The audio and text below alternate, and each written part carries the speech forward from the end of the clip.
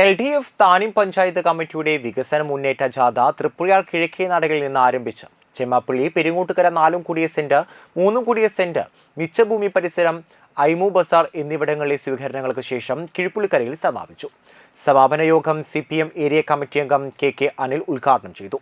സ്വീകരണ കേന്ദ്രങ്ങളിൽ ജാഥ captain MV Mukesh, vice captain PR Shinoy, manager Rajan Babu Karattuparambil, MK Kishore Kumar, CP Jose, Sibin C Babu, AS Jimsha, TV Madanamohanan, Dharmarajan Pottekkatt, TB Maya, NA Peethambaran, MV Suresh, PK Shreeji, Shubha Suresh, Sijo Pulikkottil, KC Baiju, Sangeetha Manoj, TL Joy, VG Mohan എന്നിവർ സംസാരിച്ചു. ഇടതുപക്ഷ ജനാധിപത്യ മുന്നണി കേരളത്തിലെ പഞ്ചായത്തുകളിലും മുനിസിപ്പാലിറ്റികളിലും കോർപ്പറേഷനുകളിലും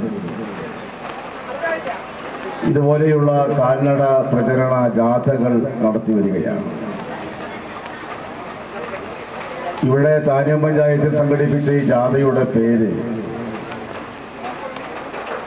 വികസന മുന്നേറ്റ ജാഥ എന്നാണ്. അപ്പൊ ജാഥയിൽ വികസനത്തെക്കുറിച്ചും പറയുന്നുണ്ട്, മുന്നേറ്റത്തെക്കുറിച്ചും പറയുന്നുണ്ട്.